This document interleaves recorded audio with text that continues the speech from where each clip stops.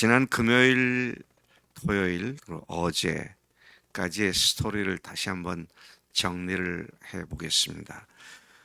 에스더가 자기 사촌 오빠인 모르드게의 말을 듣고 그렇습니다. 내가 죽으면 죽겠습니다.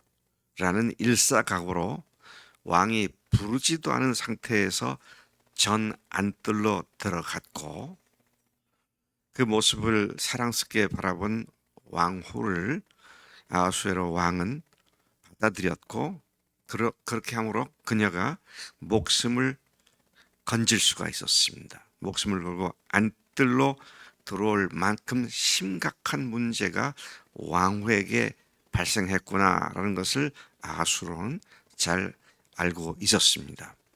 그리고 궁금했죠. 도대체 무슨 일인가? 왜 왕비가 목숨 걸고 내가 부르지도 않았는데 궁중 안뜰까지 들어왔는가?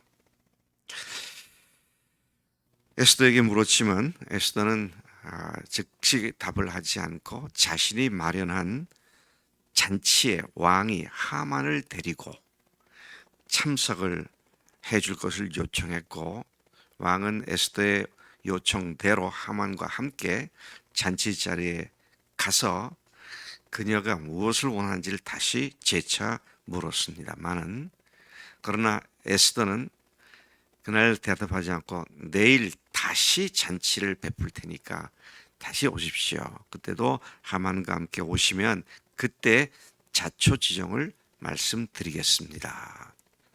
그렇게 이야기한 것이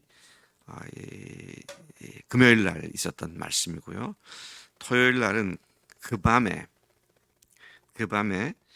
이것은 우연이 아니라 하나님의 역사였음이 분명합니다. 그 밤에 많은 일들이 일어났어요. 왕에게는 잠이 오지 않아서 역대 일기, 우리나라로 말하면 왕조실록이죠. 매일매일 왕에게 발생했던 일을 기록하는 역사적 기록물이었습니다. 그래서 그가 사람을 시켜 역대 일기를 한번 읽어봐라. 근데 가만 듣다 보니까 놀라운 일이 생각이 난 겁니다. 왜냐하면 언젠가 넷이 둘이 자기를 살해하려고 모의를 했었는데 모르드게라는 사람이 그 사실을 고발해서 왕이 죽음을 피할 수 있었던 이야기를 듣게 되죠. 그리고 왕이 그러면 나를 그렇게 살려준 그 사람에게 상을 준 일이 있느냐? 그를 존귀롭게 하고 무슨 자귀를 벼슬을 준 일이 있느냐? 알아보니까 전혀 아무 조치도 하지 않았음을 알게 됩니다. 자, 그래서 이 왕은 그 다음 날 날이 밝자 조치를 취하려고 사람을 부르게 되죠. 그런데 그 밤에 같은 날 밤에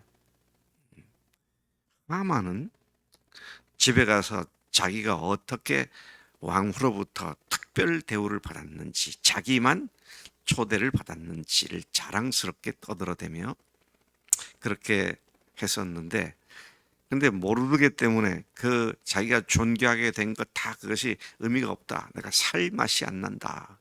어떻게 했으면 좋겠냐. 그러니까 거기 모였던 친구들과 자기 부인이 뭐 그렇고 고민하느냐.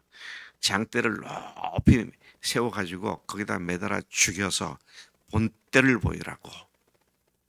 그래서 하만이 그 말을 좋게 여기고 그 밤에 모르드게를 매달아 죽일 장대를 세우죠. 23m 높이의 장대를 세웠습니다. 그리고 날이 밝았죠. 그리고 하만도 마음이 급했던 것 같아요. 모르드게를 한시바삐 죽여야겠다. 그랬던 것 같습니다. 그래서 오전쯤 어느 시간에 그가 왕궁 뜰에 서 있었고 왕은 또 사람을 통해서 거기 누가 있느냐 하니까 하만이 와 있습니다. 들여보내라. 그래서 하만에게 왕이 아주 재미있는 얘기를 하죠. 내가 존귀하게 여기야 할 사람을 극히 높이기를 원하는데 그 사람에게 어떻게 해주면 좋겠느냐. 어제 말씀입니다. 그러니까 하만이 자기를 높이려고 하는 줄 알고 신이 나가지고 왕이시여 그 사람에게는 왕복을 입히시고 또 왕관을 씌워주시고 왕이 타시는 말에 태워서 왕이 아주 소중하게 여기는 아끼는 신하 한 사람을 고삐를 잡고 온 성을 돌면서 왕이 존귀하게 여기는 자는 이렇게 높인친다. 그렇게 소리를 지르면서 한 바퀴를 돌도록 하십시오. 자기가 거기 이제 그 탈 줄 알고 이제 그렇게 한 거잖아요. 그랬더니 왕이 그거 참 좋은 생각이다. 그러면 너는 성문 밖에 있는 모르드게를 데리고 들어와서 모르드게에게 네가 한 말 그대로 왕복을 입히고 왕관을 씌우고 또 내가 타는 말에 앉히고 네가 고삐를 잡고 온 성을 달아다니면서 왕이 존귀하게 여기는 자는 이렇게 높인다라고 소리치면서 다녀라. 하만이 이거 어떻게 되겠어요 이게? 파랗게 질렸겠죠. 근데 왕명이 그러니까 어떻게 해요? 자기가 한 말이 있는데. 그래서 하만이 고삐를 잡고 모르드게를 높이는 그런 행진을 하고 돌아오게 되죠. 자, 이제 한 바퀴 돌고 나서 오후쯤 됐을지 모르겠어요. 그냥 번민에 쌓이고 머리를 뜯으며 집으로 급히 돌아갔습니다. 집으로 돌아가서 내가 이런 꼴을 당했다. 그러니까 거기 모여있던 친구들과 자기의 부인이 하는 말이 모르드게가 유대인일진데 당신에게 이제 화가 미치기 시작을 했는데 결코 당신이 면하지 못할 거다. 피하지 못할 거다. 당신이 반드시 엎드러질 거다. 죽임을 당할 거다. 이제 이런 이야기를 한 것이죠. 자, 그러고 있는데 저녁 때인 같아요. 오후 늦은 시간 같습니다. 잔치 자리에 가야 되잖아요.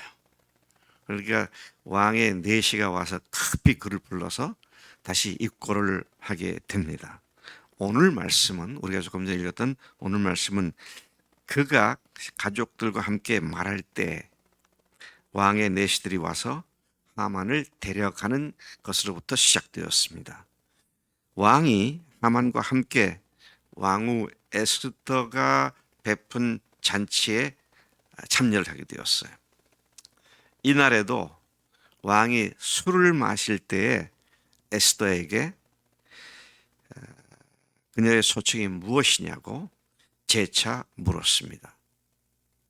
이에 에스더는 직설적으로 대답을 합니다.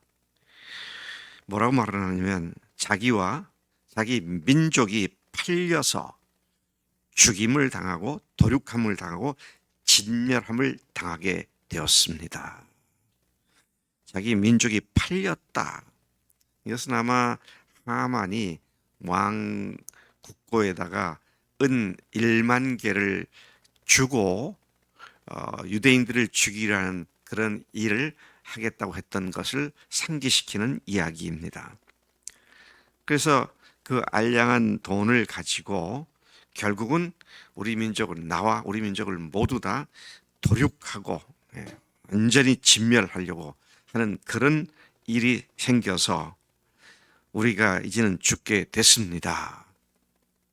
그러면서 말하기를 그녀가 만일 우리가 노비로 팔렸더라면 내가 말하지 않았겠지만 잠잠했겠지만 노비로 팔렸다는 말은 무슨 말입니까? 유대인들이 다른 민족에게 노비로 팔려가서 그 돈을 챙겨서 왕 당신이 유익을 얻게 된다면 우리가 말하지 않겠지만 그런다 할지라도 우리를 팔고 당신이 얻은 돈이 우리 때문에 우리가 여기 있음으로 얻게 될 유익보다 더 크겠느냐? 그런 바보 같은 짓을 당신이 했다. 지금 이게 말은 안 했지만 내용 속에 그 의미가 포함되어 있는 거죠. 자, 그러면서 5절에 보니까 그 말을 들은 왕은 왕후 에스더에게 아니 감히 이런 일을 누가 계획했으며 그 자가 어디 있느냐라고 묻습니다. 그러니까 에스더가 대적과 원수는 이 악한 하만입니다.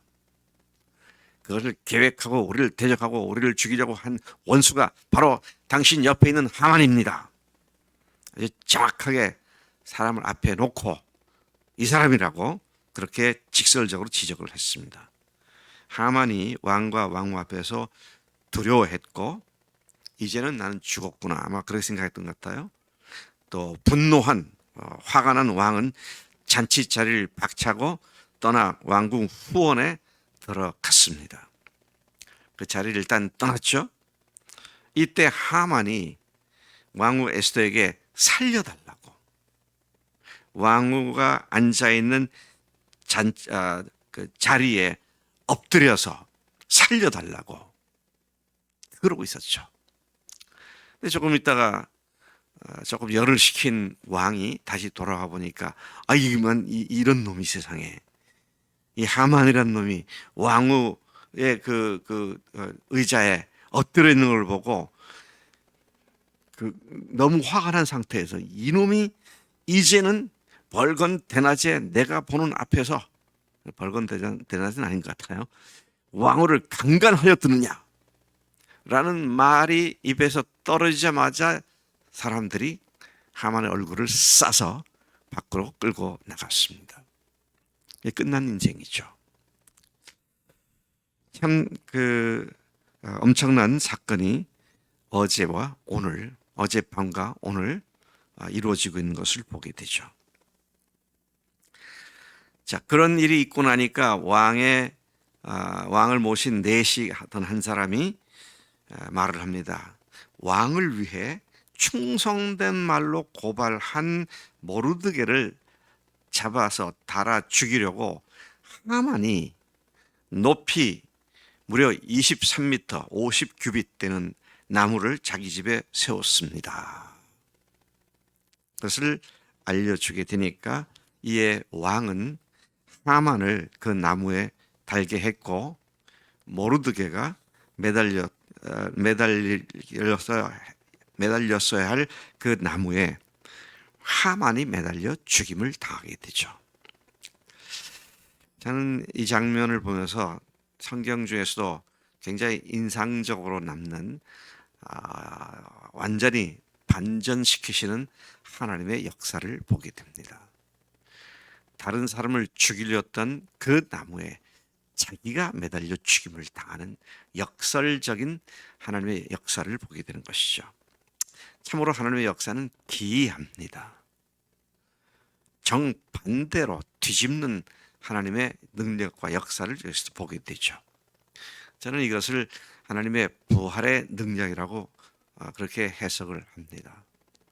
죽음이 생명으로 바뀌는, 다른 사람을 죽이려던 장대가 죽임을 당하여 했던 사람은 살아나고 죽이려고 했던 자가 완전히 멸망을 당하는, 마귀란 놈이 예수님을 십자가에 매달아 죽임으로써 완전히 예수님을 짓밟아 버리려고 했지만 그 십자가에서 죽으신 예수님이 부활하심으로 말미암아 마귀의 권세를 영원히 깨트려 버리시는 하나님의 능력, 이것이 창세기부터 요한계시록까지 일관되는 하나님의 능력이며 하나님의 반전시키시는 은혜인 줄로 믿습니다.